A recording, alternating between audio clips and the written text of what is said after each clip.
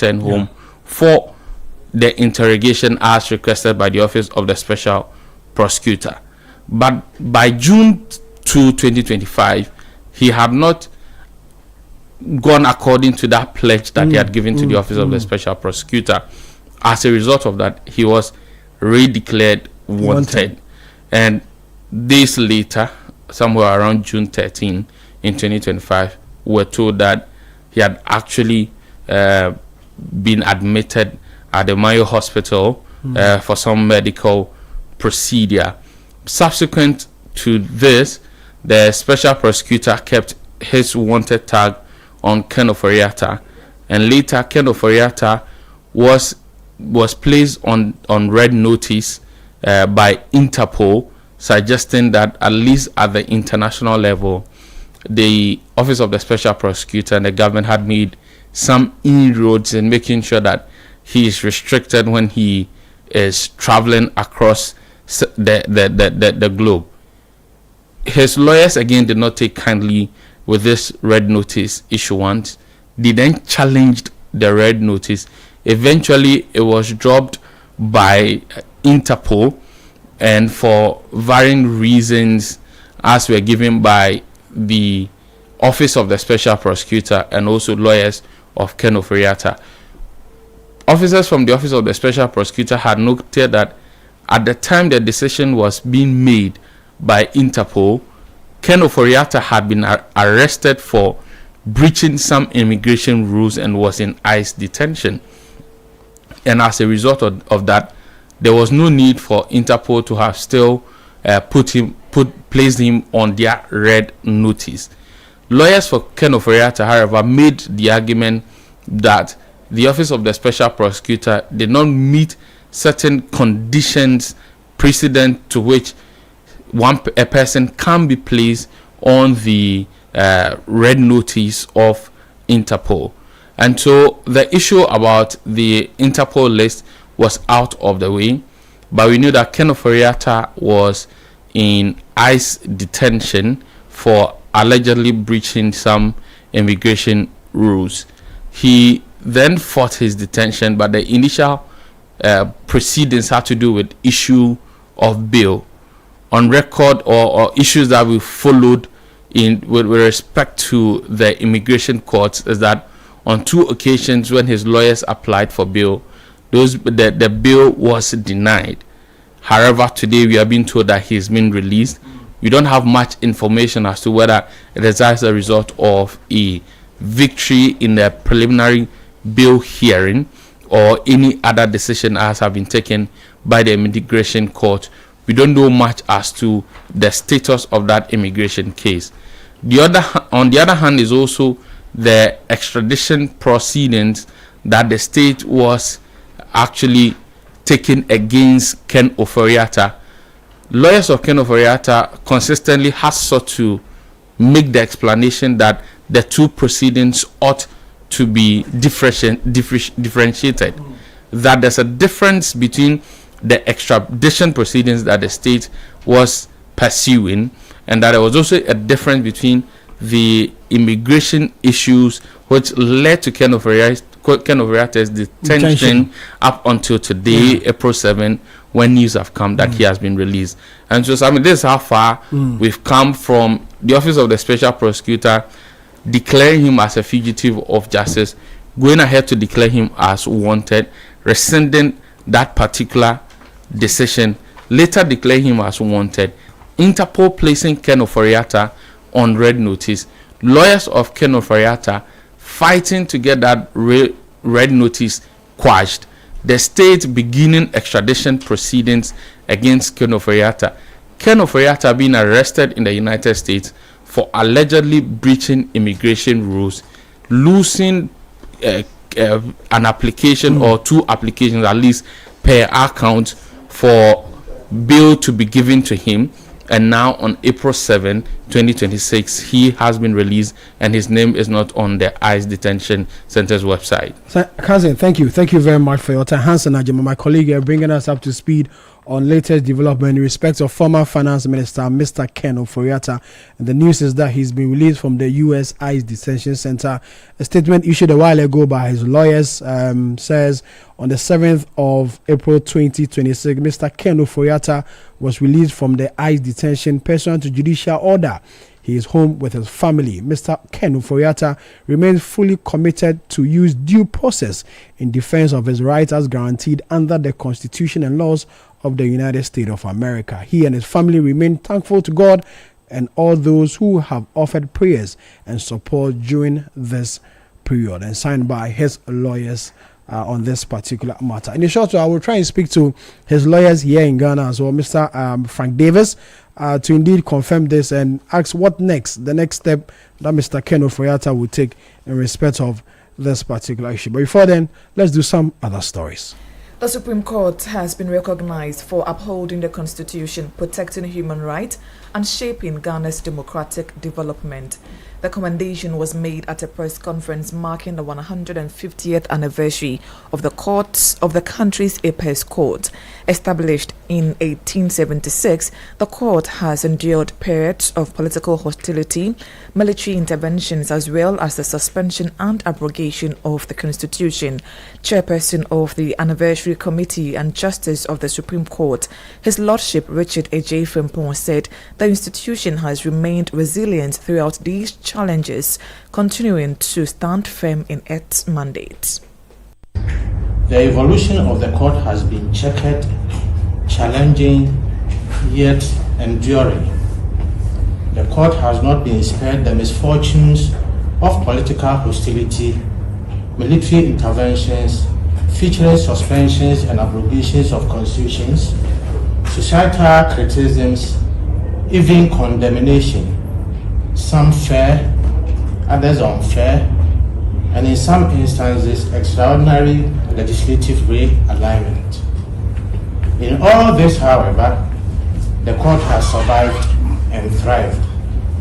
And in the chapters and verses of this evolution, the court has held on to its fundamental rule of defending the Constitution, ensuring the protection of fundamental human rights of the citizenry, and enforcing and sustaining a true democratic system of governance. The Supreme Court has not just been a court, but a very significant national governance institution. The judiciary has scheduled a month-long celebration in July with the official launch set for April 16, 2026. There is also the need to look into the future and chart a sustainable course to meet emerging challenges of the global legal system. In effect, this is not going to be just a celebration. It shall be a moment of stock-taking, lesson learning, and strategizing into the future. The actual celebrations will be a month-long event and shall be held from the 1st to the 31st of July.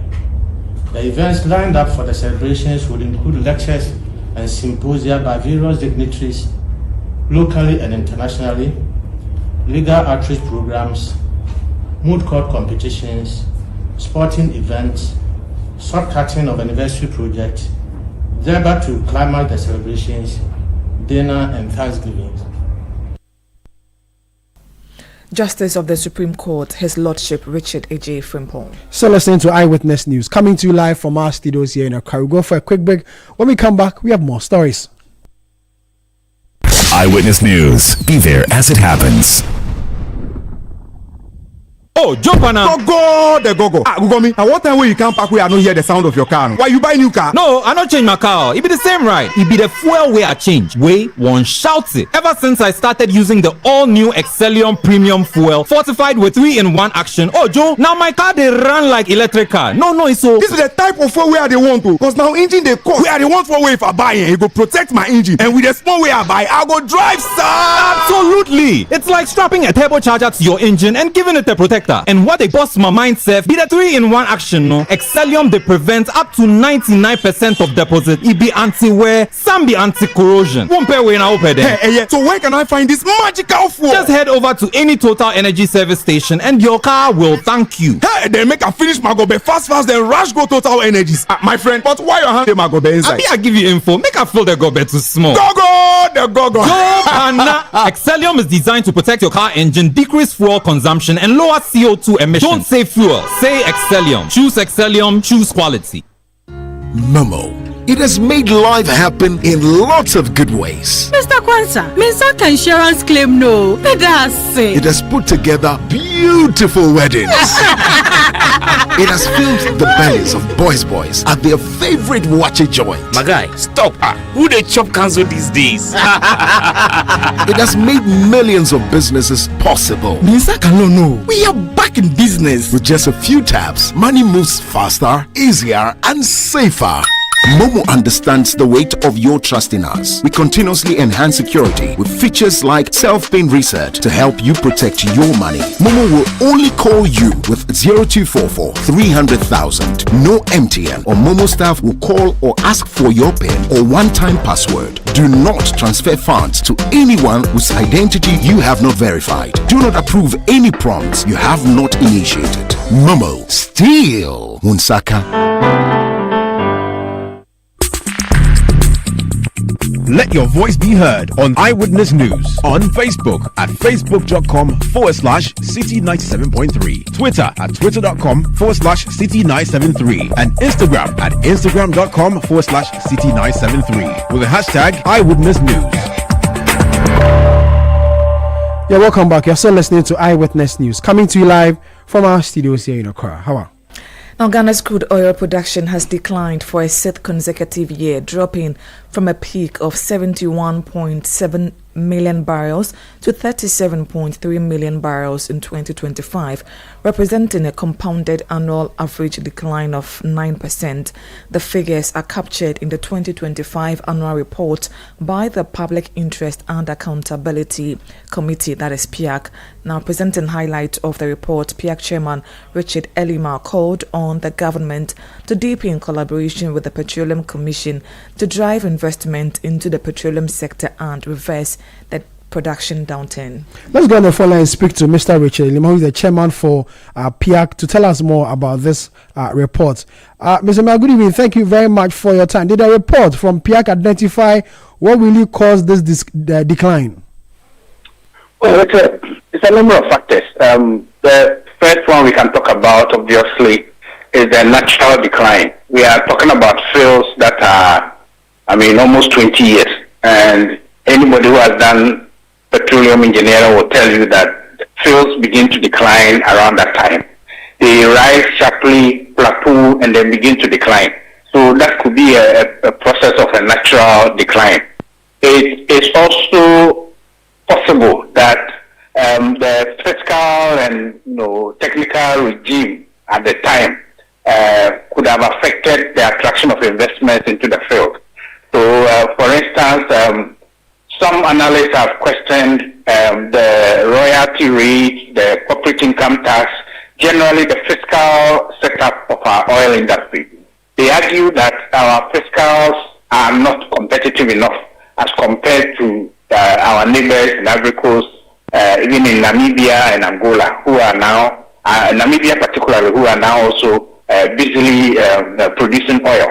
So that could also be a factor. And then the third factor could also mean that 10, that is the Chineboa, Enyera, and Ntome field, which is part of the producing fields that we have.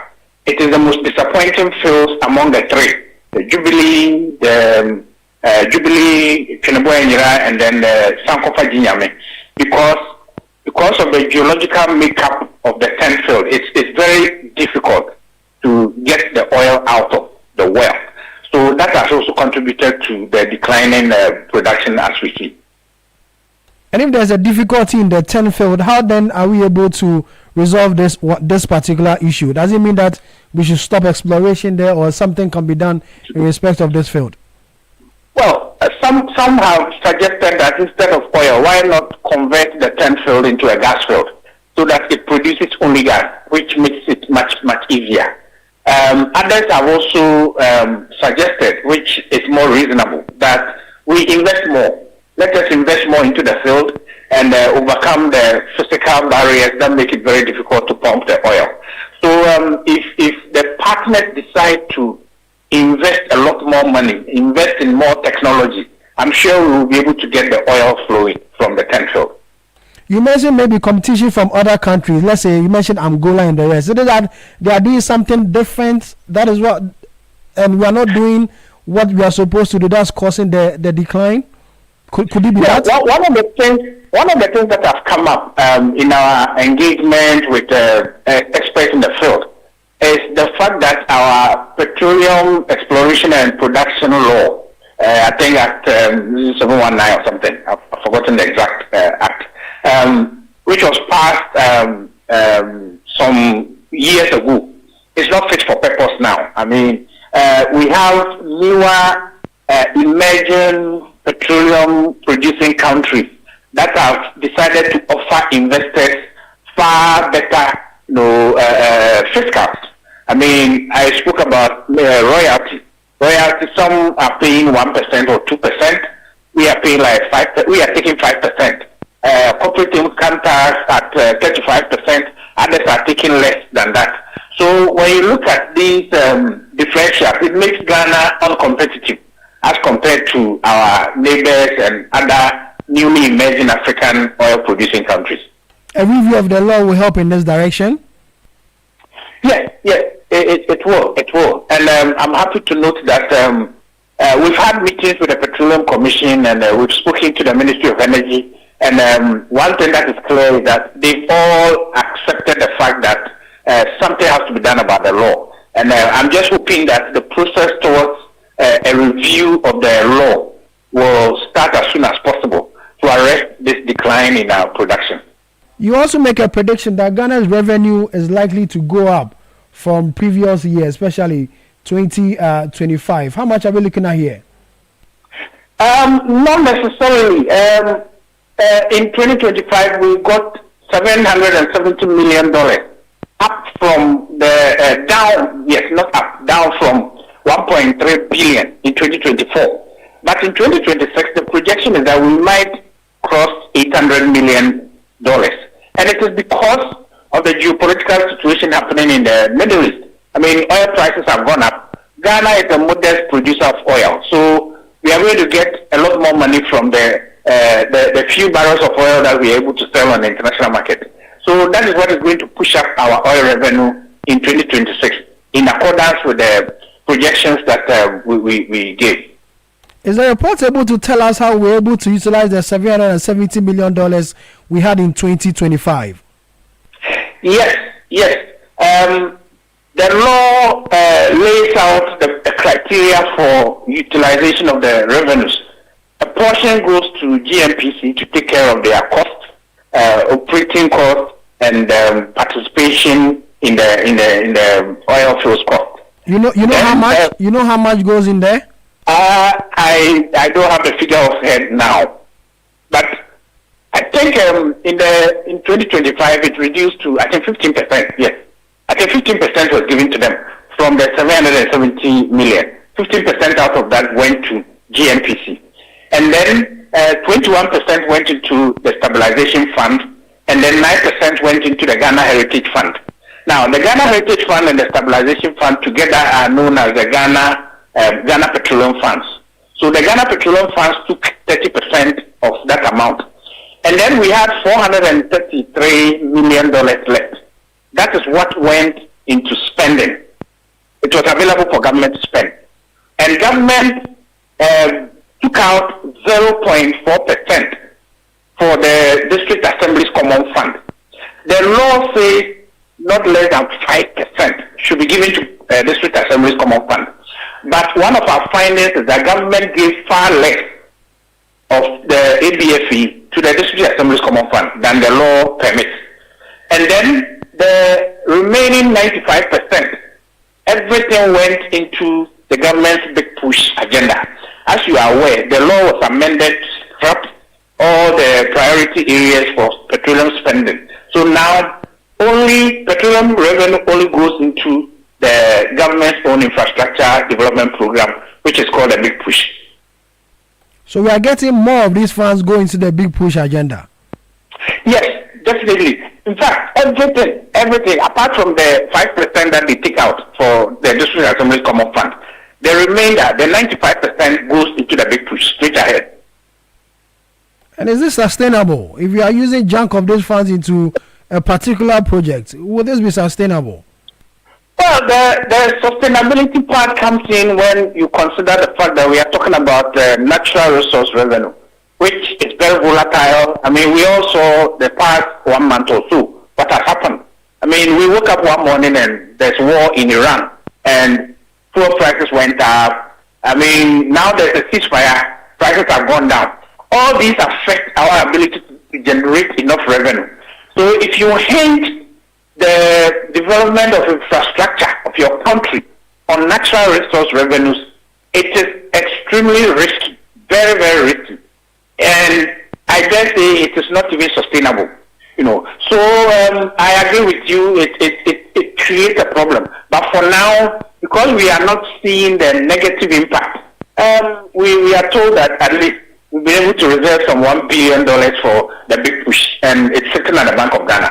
So let's hope that things remain favorable for the government to continue reaping from the higher oil prices that we see at the moment. I know PIAC is supposed to track these government projects, the funds which government uses from the revenue in national development. Are you able to track some of these projects, and do you have any reports in respect of these projects that you're able to track? Yes, prior to the amendment to the law, which scrapped the priority areas, before then we could go to the field, inspect schools that were constructed with petroleum revenue, roads that were constructed with petroleum revenue, hospital projects, Agenda 111 hospitals, for instance, they were all done with petroleum revenue. We could go to the field and inspect. Now everything has gone into the Big Push. So last year, in 2025, if you check our report, for instance, not a single penny was spent on the project. Not a single penny. All the money is still sitting at the Bank of Ghana. So there was nothing for PIAC to inspect in terms of how the government has utilized the $433 million that it earmarked for infrastructure projects.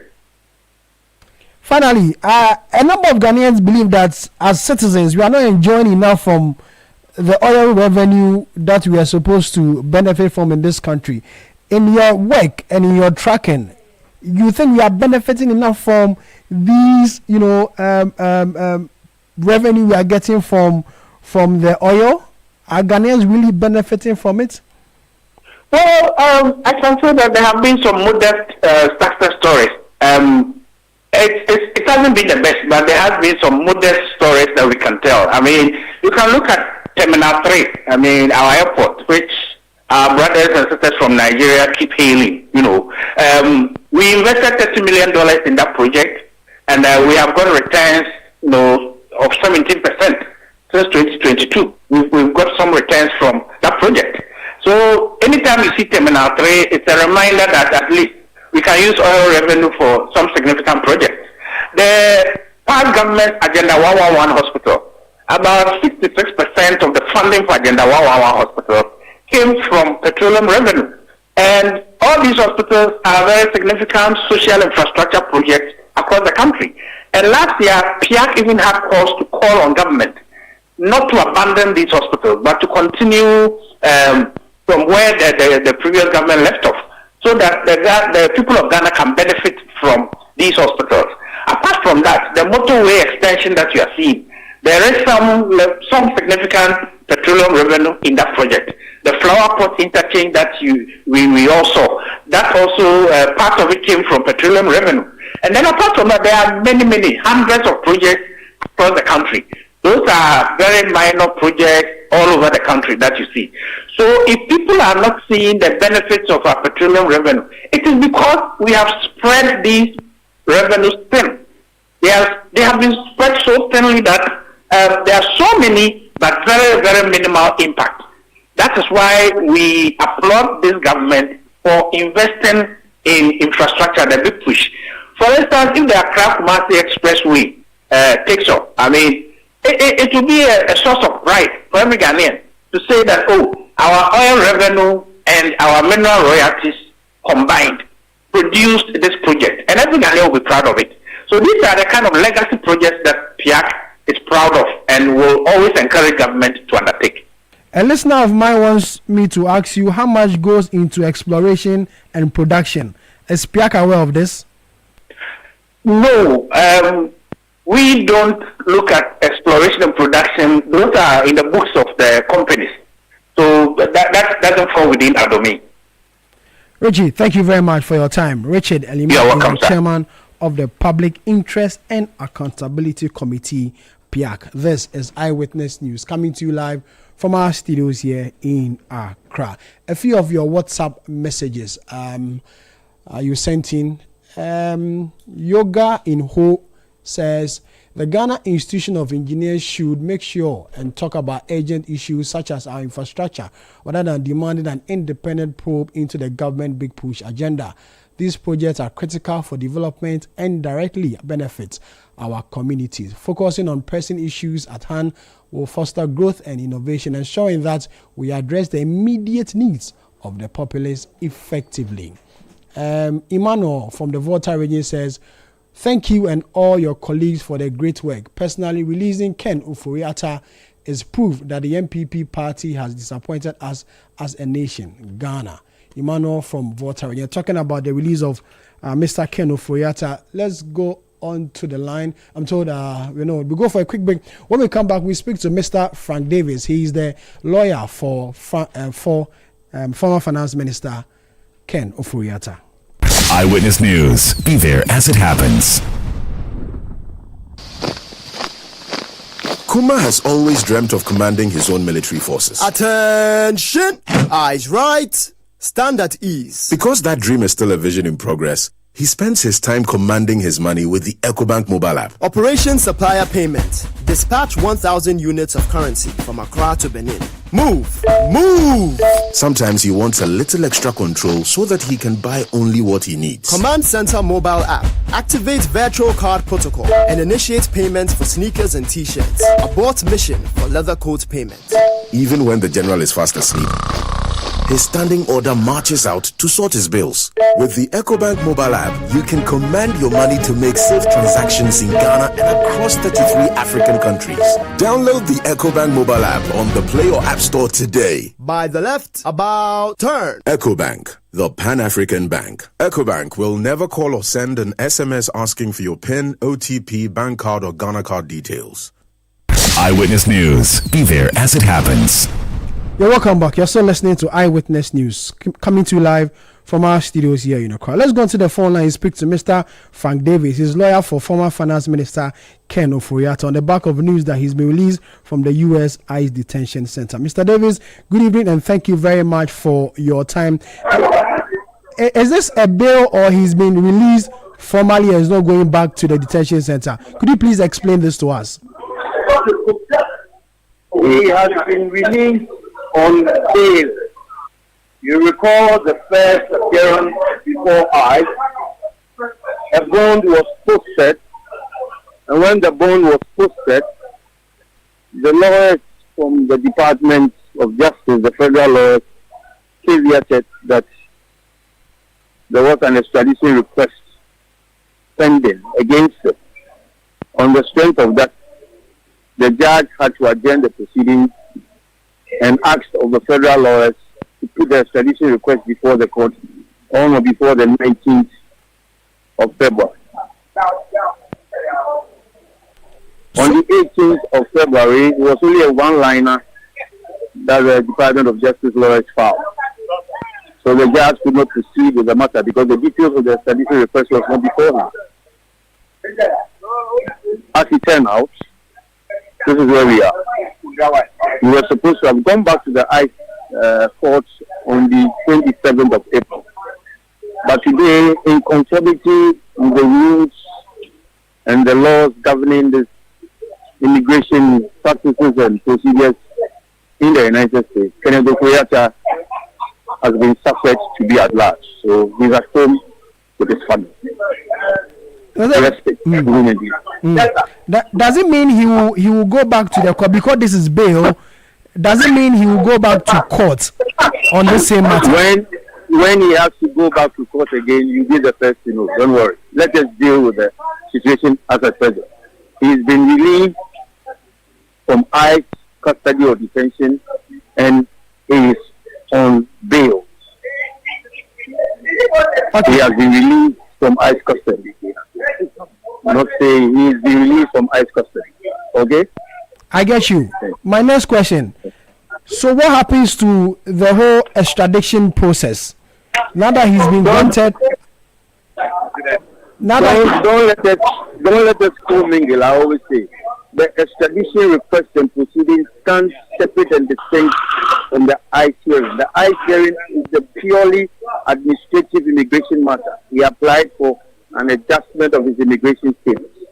Extradition request is extradition request. The two are different. So let the extradition request be dealt with whilst we deal with the immigration matter. The extradition request will be played out fully. It is not linked to the ICE hearing at all. So the ICE hearing is released from ICE detention, and so the extradition request is being pursued on behalf of the government of Ghana. So let us wait how those proceedings unfold. Okay, so it means these are two different issues. You have an idea when the extradition case will also be heard? I'm just asking. I have no such idea. I can't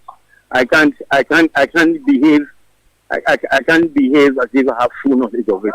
I have no such idea. Maybe the office of the Attorney General should be able to furnish you with that answer. I don't have an answer to your question. I don't know when the extradition request would start. But I just told you that when the federal lawyers were directed by the judge to put before it the extradition request and the proceedings accompanying it, they just filed a one-liner. I don't know what that is supposed to mean to you. But so far as I'm concerned, I have no further knowledge on when and how the extradition request will proceed. Does it mean he still remains in the United States of America then? Oh, but is that not where he is? Is that not where he is? Not coming to Ghana? Is that not when Ken is? Not coming to Ghana anytime soon? How am I supposed to answer that question? I've told you he has applied for an adjustment of his immigration status, and that is being determined by the immigration authorities. So we await the outcome of that. The outcome will determine what will happen next. So let us tread cautiously and take things one at a time. Don't let us outjump ourselves.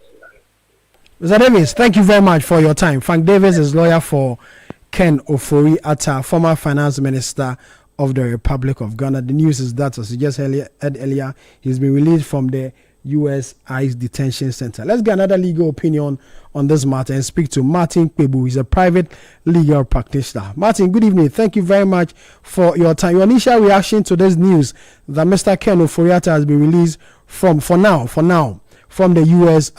ICE detention center. We are told by his lawyers that he's been granted bail.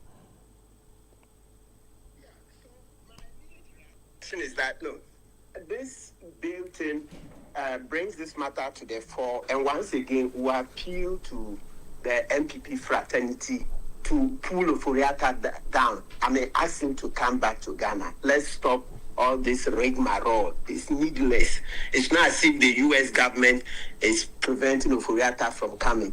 Ofori-Atta is free to self-deport, so he should come. He should just calm down. We don't need all this rigmarole. Look, when we look at the other leg, the extradition like this, we are paying hundreds of thousands of dollars. It's costly. We don't have that money.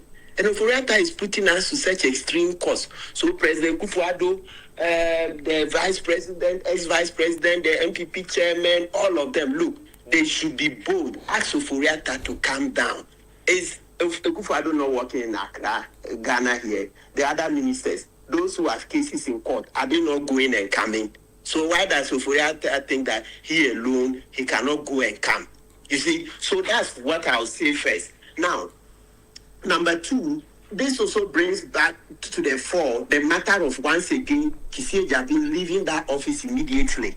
He's the chief architect of this Oforiatta departure because, look, leave aside, let's separate the argument. The part he said he went to national security, NIB, etc., and they didn't help him. In any event, those institutions have denied. Leave it aside.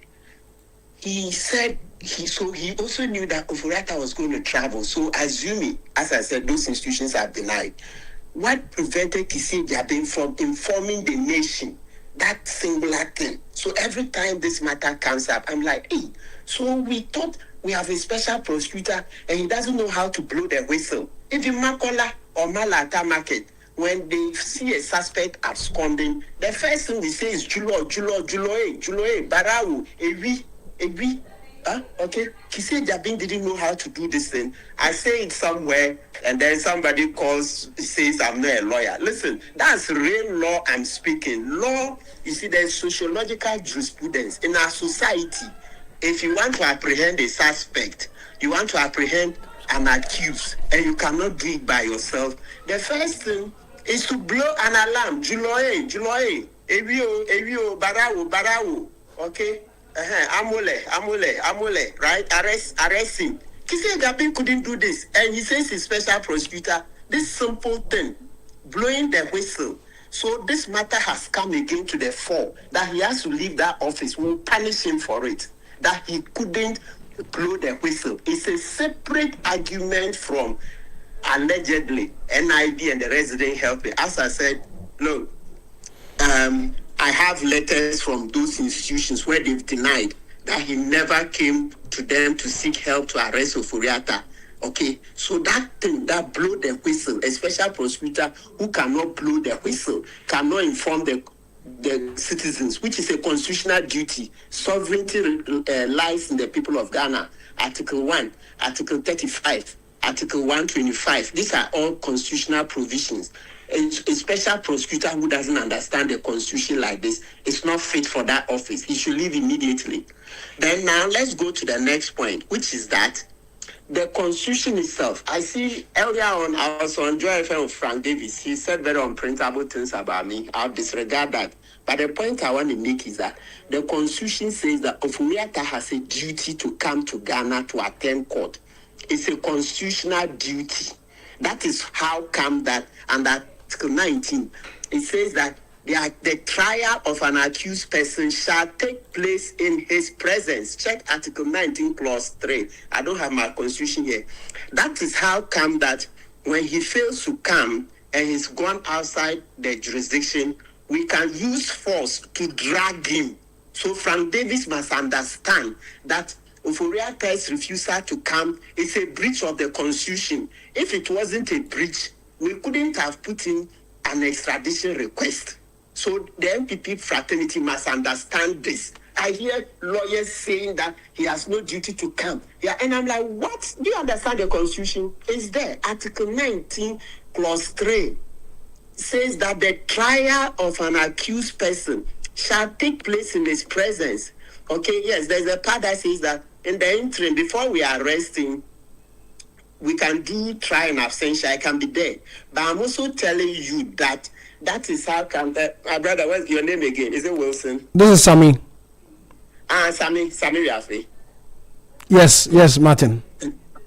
Good. So, Sammy, that is how come that when the person doesn't come and goes within Togo, we can use extradition by force. We are dragging the person to come. So anybody who says that they are doing due process, then I'm like, you don't even understand the constitution. It's a constitutional duty. My main argument tonight, apart from Kissi resign, etc., is that an accused person has a constitutional duty. It's not only in Ghana that is a duty. Many countries, any country that has extradition laws, and most countries in this world, almost everywhere, there are laws on extradition. It means that it is a duty to attend court. That's how come if you don't attend, we will drag you. We will make an extradition request. So please, the MPP fraternity, they should call Oforiatta to come. Okay. It must come so that we will stop spending money on this extradition proceedings in the US. And then we can stop also the embarrassment You see, Ghana is being embarrassed. Okay. Embarrassed internationally. Okay, Martin, thank you very much for your time. Martin Pebu is a private legal practitioner speaking to us there. This is Eyewitness News coming to you live from our studios here in Accra. So some other stories. Now, the Ghana Institution of Engineering is calling on the Auditor General to conduct an independent audit of road project under the government's Big Push program. The institution has described the scale of investment in the project, estimated at 110 billion cedis, as too significant to proceed without strict and independent scrutiny. This follows reports by the Fourth Estate raising concerns about the use of single-source procurement and restricted tendering in awarding contract. The institution believes only an independent audit can restore public confidence and ensure accountability. Here are excerpts of the statement. From a professional engineering standpoint, GHIE considers the scale of investment estimated at 110 billion Ghana cedis, with approximately 85 billion Ghana cedis already committed to ongoing road projects, as too significant to proceed without rigorous and independent scrutiny.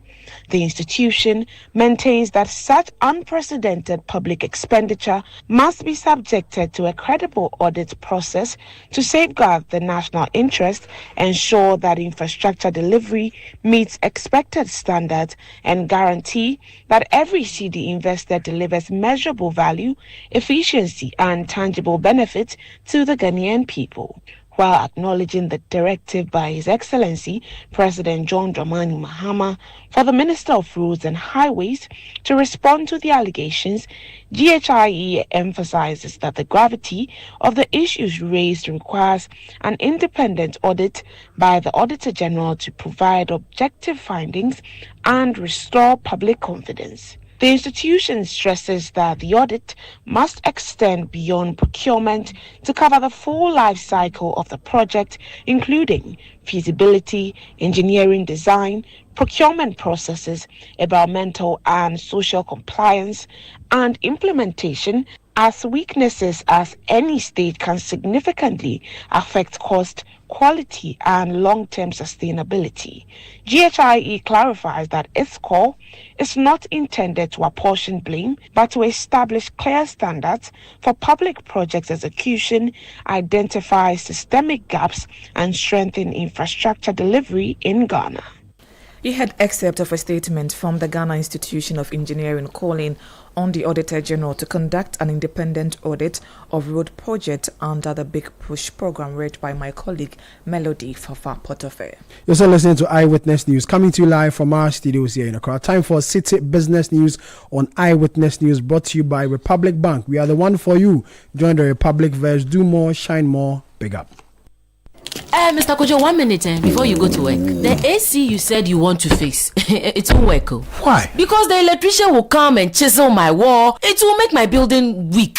Wait, is that a puppy? No animals in my house, oh. Kojo knows all the challenges about renting. That was his reality until he discovered Republic Bank. With Republic Bank's flexible mortgage solutions, you can move from tenant to homeowner quickly. Imagine stepping into your own home, a place for your family to grow and create memories. Big up. Join the Republic Verse. Republic Bank, we're the one for you.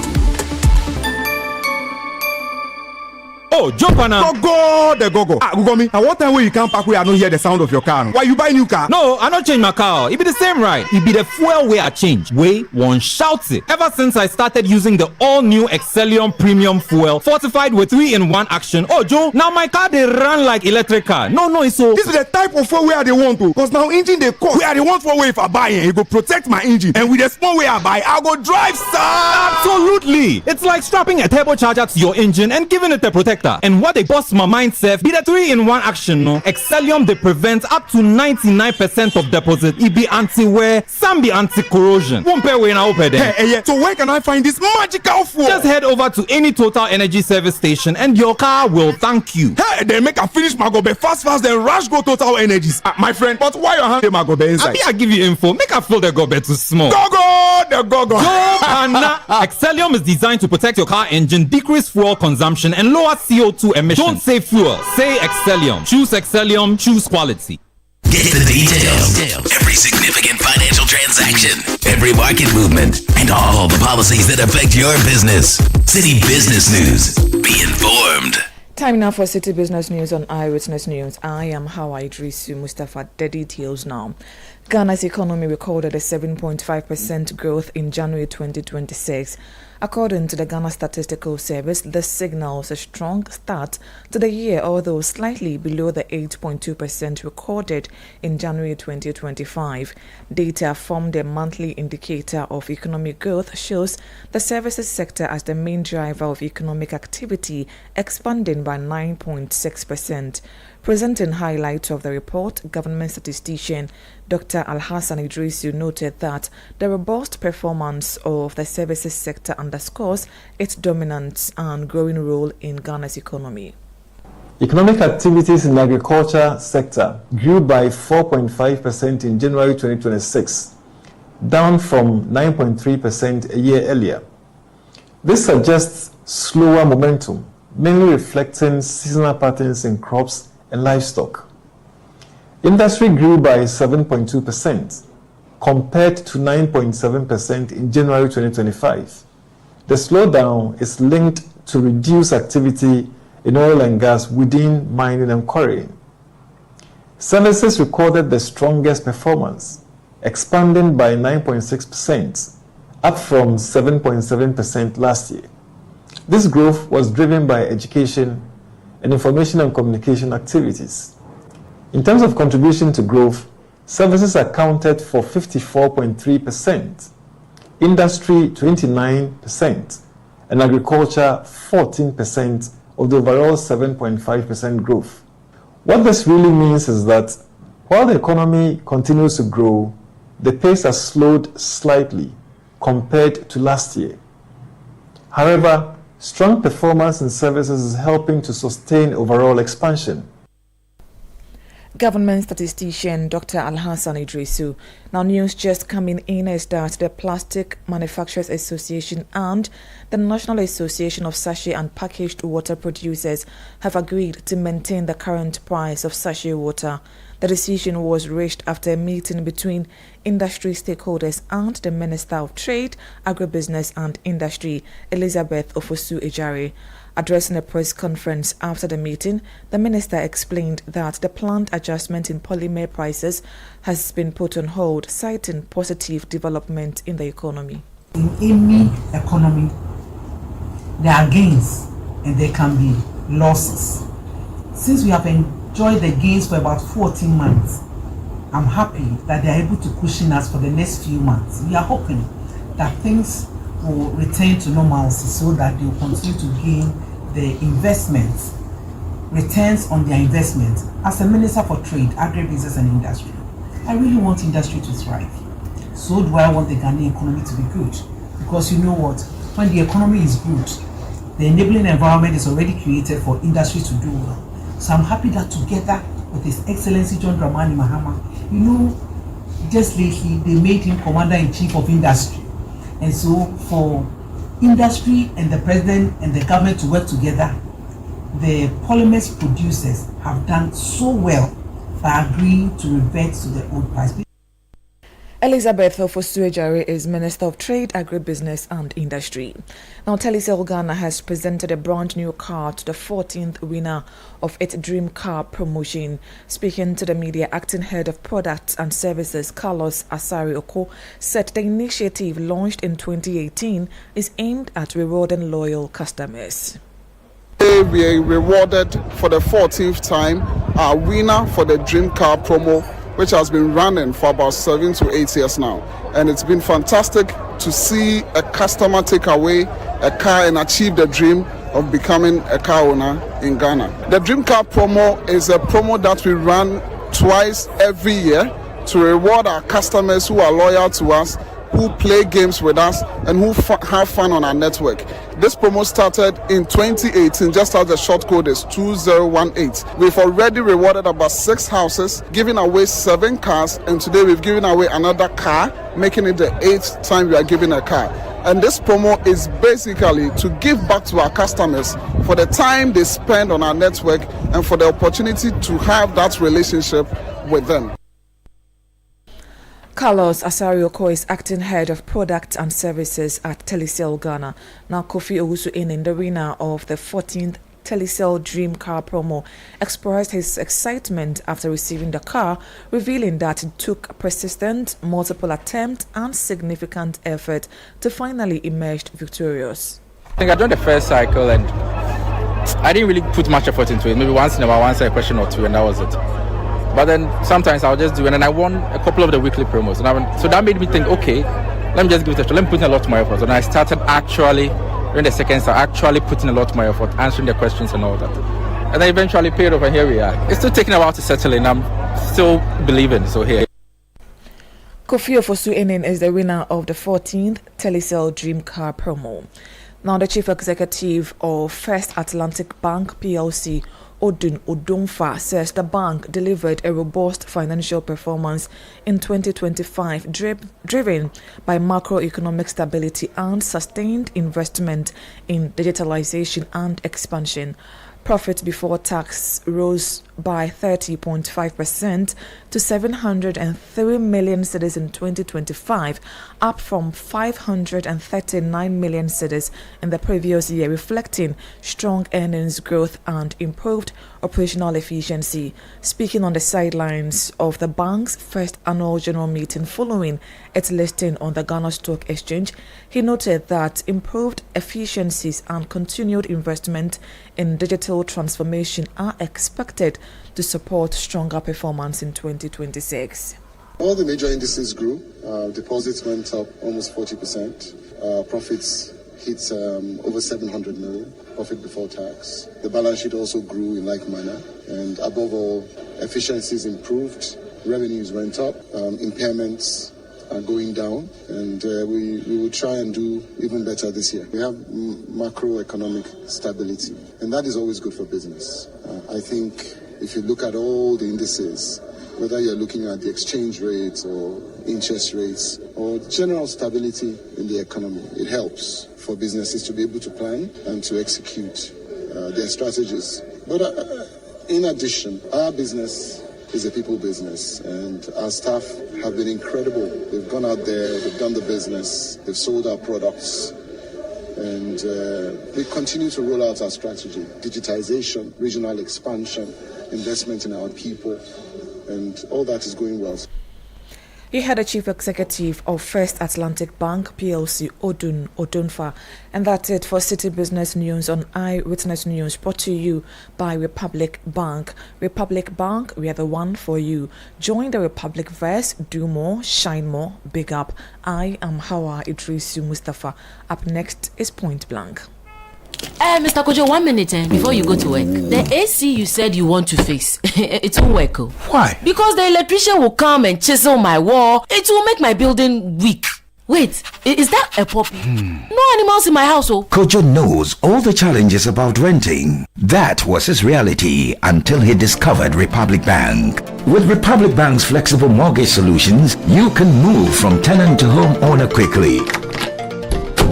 Imagine stepping into your own home, a place for your family to grow and create memories. Big up. Join the Republic Verse. Republic Bank, we're the one for you. Momo. It has made life happen in lots of good ways. Mr. Kwanzaa, Minsaka insurance claim no. That's it. It has put together beautiful weddings. It has filled the bellies of boys at their favorite watchy joint. My guy, stop. Who they chop cancel these days? It has made millions of businesses possible. Minsaka no. We are back in business. With just a few taps, money moves faster, easier, and safer. Momo understands the weight of your trust in us. We continuously enhance security with features like self-paying research to help you protect your money. Momo will only call you with 0244 300,000. No MTN or Momo staff will call or ask for your PIN or one-time password. Do not transfer funds to anyone whose identity you have not verified. Do not approve any prompts you have not initiated. Momo, still Munsaka. Easter is here and Electroland says come and shop. This Easter, make it special. Electroland is bringing you unbeatable offers, unbelievable discounts and exciting free gifts. Feel the rhythm with Samsung, TCL and Media Home Theaters. Enjoy your favorite Easter movies on LED smart TVs. You can stay cool all day with our powerful air conditioners. Want a bedside fridge for your chilled drinks? We've got you. Prepare your Easter meals on a 4 to 6 burner gas cooker with grill and oven. And make laundry easy with top or front load washing machines. Visit our showrooms or go to www.electrolandga.com. Call 050-315-9739. Electroland, home of luxury affordable electronics. Eyewitness News. Be there as it happens.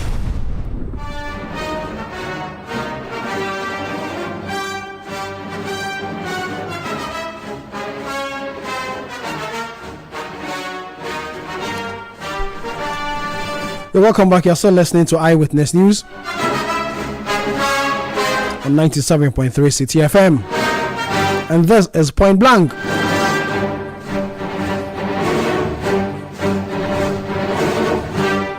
Tonight, my guest on Point Blank is Honorable Emmanuel Kwesi Bejura. He's a member of parliament for the Whole West constituency, chairman of the Energy Committee of Parliament, and an experienced MP at that. He's my guest tonight on Point Blank. Good evening. Thank you very much for your time. Good evening. I'm seeing you for the first time this year, so it's proper I say Happy New Year to you. Happy New Year to you and Happy Easter as well. Sure. I was expecting to meet my brother Omaru. I didn't know that Omaru has run away from me. Anyway, good evening to your cherished listeners. I'm happy to be here. Thank you very much for coming. Thank you. How's it been in Parliament so far? I think this is your fourth term, right? This is my fifth term. Your fifth? Wow. Yes. I entered Parliament very young. We were those of us who entered Parliament 2009. Okay. We were very young. We were Tamil's era. Exactly, Tamil's era. We were about 40, and only 5 of us are remain from our side. Wow. Yes. Fifth term. Yeah. You intend to go again? Well, I always say that one term at a time, and we allow the will of God to be done. So you're waiting for the will of God to be done? Yes, I don't rush into this at all. If the people say they don't like you again, you don't even waste your time. But if the people think that you are doing a good job, you should continue. Only 5 times you are doing a good job from the people to keep you on for 5 different occasions. It's just the grace of God, my brother. It is just the grace of God. Those people who think that it's by our own strength. I mean, we entered with more than 40 people, and only 5 of us remain. So clearly, it shows that it could just be the grace of God. Yeah, and how's the constituency doing? Well, the good people of Whole West are still there. They are doing very well. I came back yesterday night, went to celebrate the Easter festival with them, moving from one community to another community. I have close to about 114 to 120 communities. Wow. And the Eves, we like celebrating Easter. So Easter was a main. So Eves and Coast, which will like the Easter more? Oh, if you ask me, I'll tell you that we are brothers. Actually, I had close to about 30 invitations. And how do you spread yourself? From Friday, Good Friday, where we had a football gala organized by one of my assembly members, and then through to yesterday, to Monday, where we had a picnic. And so I have to attend most of them. Where I couldn't go, I have to send delegation. And thankfully, my DC was on touch. He has decided to, divide the group into 2. He takes one part, I take one part. So, yeah. You have a cordial working relationship with him? Of course. I mean, it is said in the Whole West that he's the best DC so far. And not only in Whole West, but in the whole of Volta region, he's doing very well, extremely well. If you have a working relationship with your it DC, makes your work easier. It makes your work easier. So I am confident that it will bring more development to the Whole West district. Let's look at my infrastructure in the constituency. Good roads, hospitals, schools. Well, our place is the rural constituency. Even though it's called Whole West, there's a constituency that is a rural part of the whole central is the whole east, and the Whole West comprised of traditional areas. Actually, it is not you will not see Howes as in one place. It's a scattered communities. This is a constituency where they put traditional areas together. I have 16 traditional areas. And so you can move from one constituency into my community and move from that community into another constituency. So I have 7, I would say 6 constituency and Togo, all bordering my constituency. So I moved from a Sojama constituency, for instance, through Esiabura into my constituency. And I moved from there to North Tong, from North Tong to South Tong, and then Central Tong, all, and then to Adaklu. Okay. So you have communities that are in those areas, but because they are, they have relation, or because it's a traditional area, members who have moved there, they are also part and parcel of my constituency. Then you go to Sabdan. I have 3 communities that belongs to the Wudume traditional area, and so you move from Peki area going to Kwebe. You have 3 communities there. You have Chibu, Darfur, and the Bethel. They are all whole West constituency, but you have to go through Adapeki or through Kwebe. Then from there, you go into Hohwe, Afajato's area. You have Fume, Jokbe town, Jokbe area. So I have a better understanding. I schooled in Pando, so you should I know those, and I lived in Hohwe too. Also, my brother, you know my area. So, and then when you come to Ho Central, we have 2 towns that are sandwiched between Lume and Lume and Mache. And those communities are they have relatives, or they have kind of relation with Dodome people, and that place called Dodome, Awiasu, and Dogolome. They are not, they are far from their brothers and sisters, but it's a Dodome land, and so I have to move from other Lume area, which is Ho Central, or from Mache, who is also Ho Central, to enter there. So it's like that. It's a large constituency. It is. Not large per se, but long. It's very long. Stretch from one end to. I mean, from Samuel Kujeto's area, Dofo area, in Abutia Enclave, to Poita Ashanti. If you are from Hawaii, if you know Hawaii, then you should know Poita Ashanti. That is very close to the Mount. What is the name? The highest mountain in Mount Afaja. That's how the constituency is. Adope is close to Afaja area there. So you could see that my place is so dotted, and you have to move from one place to another. It's just the grace of God for me to continue staying there. The administration has come under fire. Let's move to another issue on this LGBT issue. I remember very well you were one of the proponents in the previous parliament for the passage of the bill. A lot of people have said that this administration weaponizes campaign for the election, and yet there's no action. You are one individual whose name comes up when it comes to this whole conversation. What do you make of the recent conversation about this LGBT issue? So, my brother, let's put it in the context. Let me take you through the beginning of this whole business. In 2022, 2023, I was invited by the coalition of proper human rights and proper human sexual rights and family value, led by lawyer Moses Fui Amoni, and the whole coalition, to let us understand the Ekanka, and to also understand that the LGBT community are invading Ghana, and so we need to do something about it. And I got a lot of calls from colleagues who are Christian believers who think that we should do something about it. And so we agreed that we're going to draft something, and fortunately at that time Professor Michael Kwe, who was then allowed that there should be private members bill. So it took us time for us to draft something for Parliament. So as soon as Professor Michael Kwe left, that was in 2000, and when the new administration came. The new speaker came. The new speaker came. We approached him. He was all out for it. If I would say Michael Kwe was not for it, he was for it. One time I remember he allowed us to pray in Parliament during the COVID time, and pray that this thing should not happen in Ghana. In the chamber, I will not deceive you at that time.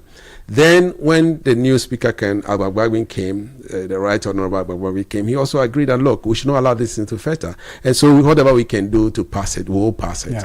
You remember at that time we were 137. So we approached our colleagues from the other side that, well, we have this draft bill, we want to present it to Parliament if they will join us. In fact, if I was leading it then, I had 4 from my side and 4 from our side. And we agreed that, well, Sam George is very vocal. I'm not a media person. He's a vocal person, so he should lead. So then he was speaking on our behalf. And so I got 4 people from their side, 4 people from my side. And I can mention their name. The day we agreed to submit the bill to the floor of the House, to Speaker, before, laying it on the floor, 3 of them chicken out. 3 of them chicken out. And I can mention their name, but I won't mention their name here. And we're lucky to have the Deputy Minister, Dr.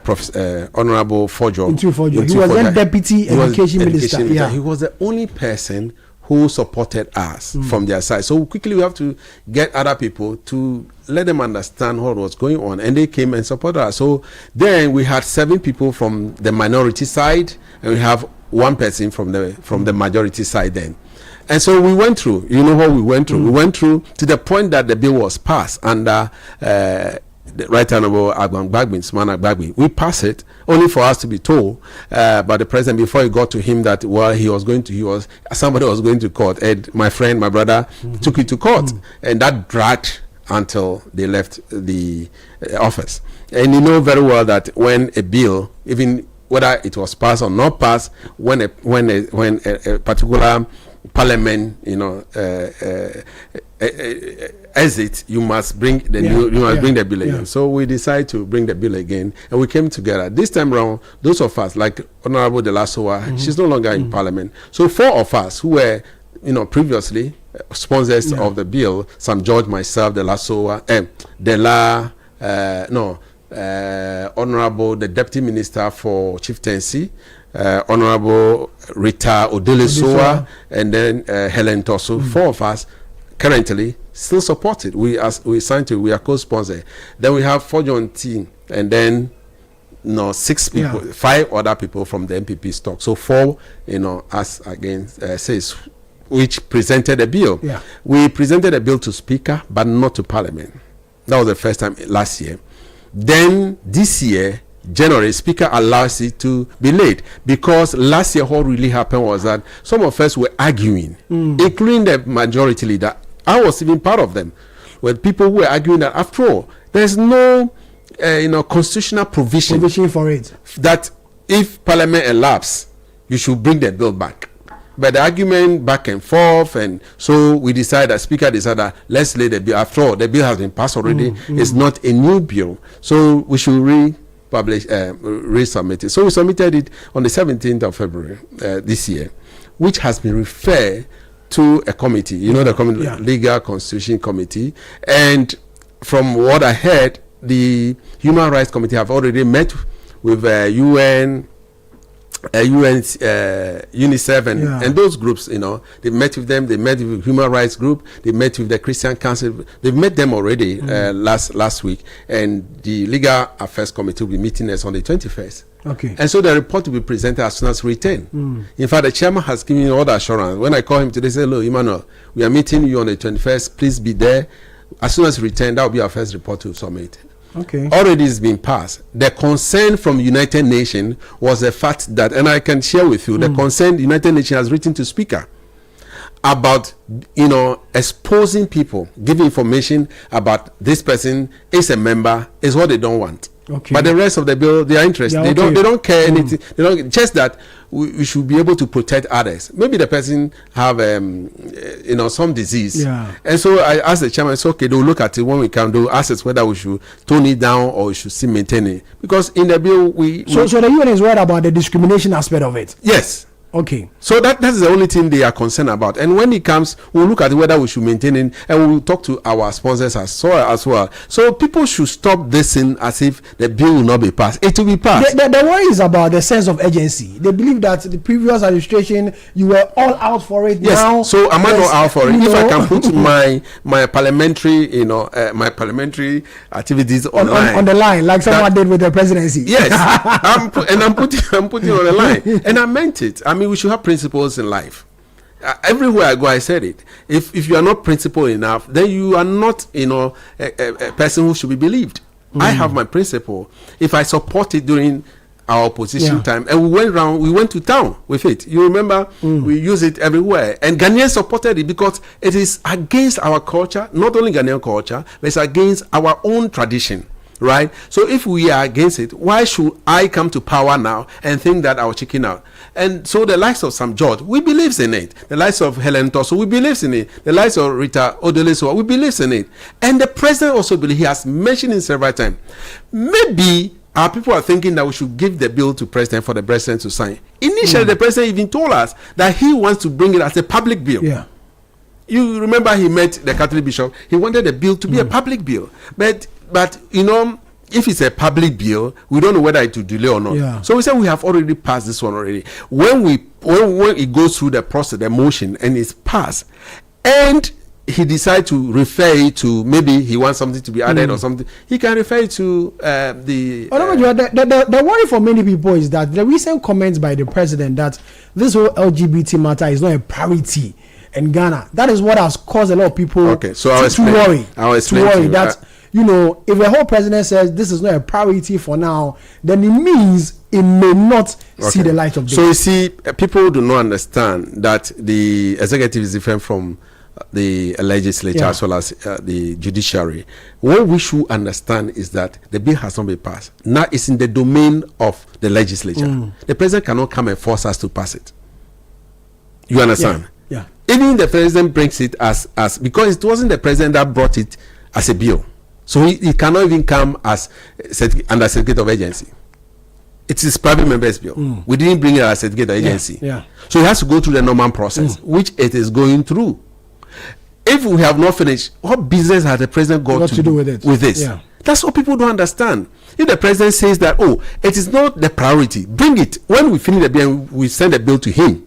And he also stops it on the way, just as somebody has done. That's why Ghanaians have cause, to complain. Now we don't have. Let us pass this first. I've been saying that. Look, this bill be passed. The president was sent to it. The president should leave other thing and say, Parliament, pass this bill, pass it. It doesn't work anywhere. So you should allow us to do our work. You remember during the previous Parliament, we have over 200 memos for that bill alone. They have every cause to go around the whole country, to travel outside. Even the chairman at that time was against it. But as soon as he traveled to, you can interview him. When he went to France, and they have over 200 laws. When they say, Emmanuel, I went to France, and they have over 200 laws. One of them even said that you can marry your own daughter. That's why he realized that, no, where we are going, he's not going to. So even though some people call him, highest authority call him that, he just allowed the bill to be passed, and we pass it. So Ghanaians are against it. And I don't think His Excellency John Mahama will be for it. A lot of people are also worried about the likelihood or the likely effect if we pass this particular bill. Donor support, donor aid, all those things may cut. Have you considered all those things in your push for it? So I can tell you on authority that just recently, Senegal has also passed a bill. You can Google it. They've passed a bill. African countries are against it. I'm a member of a community which started from Uganda. Actually, Uganda. You remember they sanctioned their president and sanctioned their speaker of parliament and all prominent people from Uganda. At that time, they said they were going to withhold their 200 million from World Bank. Have they not given it to them? Even the president we all know, Donald Trump, the president of the world, is against it. So what is this business? I am happy that the donor community today, we don't have USAID supporting us. Are we not making it? This is the time for us to stand as Ghanaians that, look, our pride and our dignity should be protected. We don't want this in this country. If you like, to hell with your money. God has blessed Uganda with oil. They found oil. They also they'll start developing now. So we have everything. Why do you have to be depending on donor? I don't want to hear that at all. We have everything. Look, it is mismanagement of our economy that people are not making it. Make me a president for one day, see how this country will change. President Bajura. I'm just kidding. So what I'm saying is that it's the mismanagement. What kind of funds money that we need that President Akufo-Addo will be afraid of? That he will not allow this bill to, for him to assent to the bill. If he has assented to it, even the last day in office, he would have assented to it. So my point is that why hasn't he assented to it? Today, our GDP is high. Today, our inflation is low. Today, our reserve is high. So what are we talking about? Have we gotten any inflow from anywhere? It's not our own resources. What are you talking about? The dignity of Ghanaians. You want young people to be doing all kinds of things on our street? Is that what we are looking for? No. We should stop it somewhere and say, Ghanaians, this is the time for us to go forward. This is the time for us to make it. And we can make it. Away from LGBT, let's talk about energy. You are the chairman of the Energy Committee. The recent conversation about the need for government to intervene on the increasing price at the pump. They want the 1 Citi levy to be scrapped because of happenings Iran, Israel, and the U.S. development. As chairman of the committee, has the matter been tabled before the committee for possible consideration? No, it's not been tabled as yet. We are on recess now. And I just spoke to one of your stations, media fraternity, and they also asked of the same question. I said, well, I know there will be a cabinet retreat and emergency cabinet meeting to look at this. We are waiting for the cabinet to look at it. You know, we cannot impose tax, or we cannot take away. Parliament cannot do until it comes from the executive. So we are waiting for them to come out. As we speak now, I believe that this government has been voted for into power to manage the economy for us, and they've done extremely well.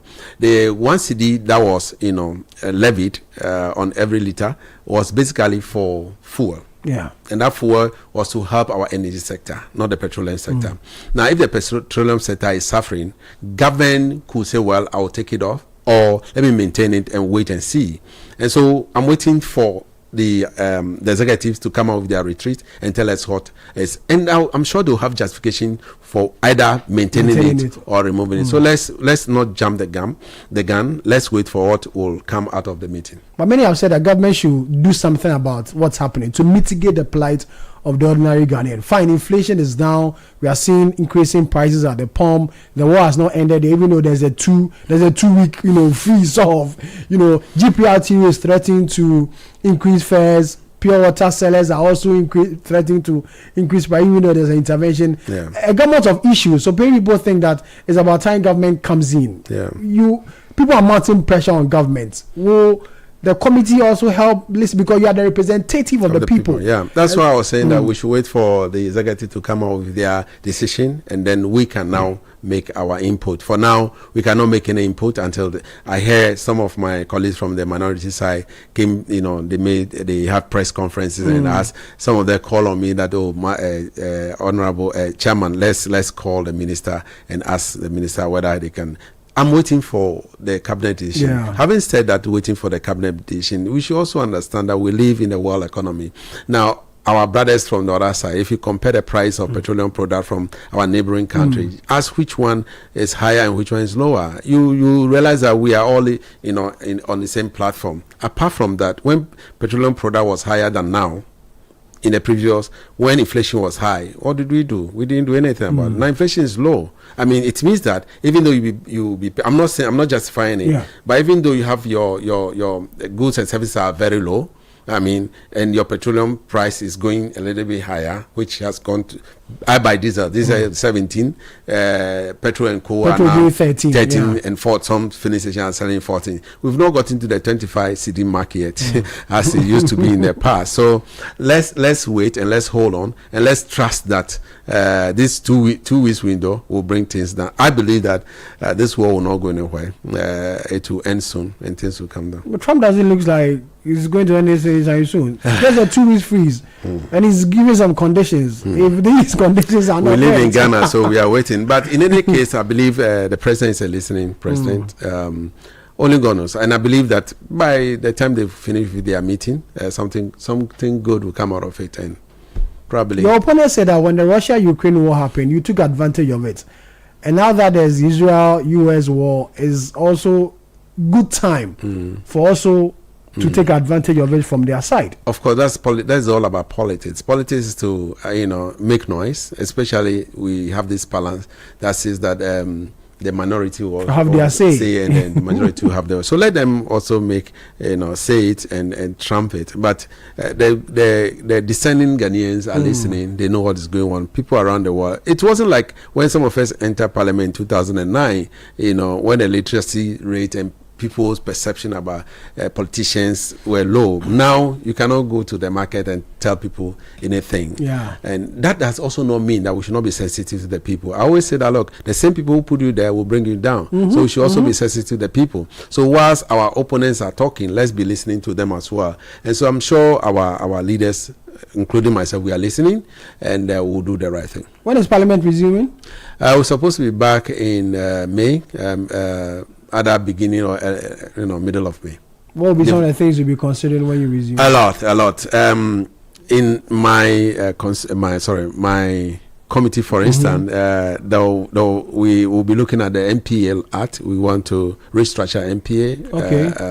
And then we'll also be looking at the PURC and EC, that's a Energy Commission. There's a new law. The possible measure. I've not said that.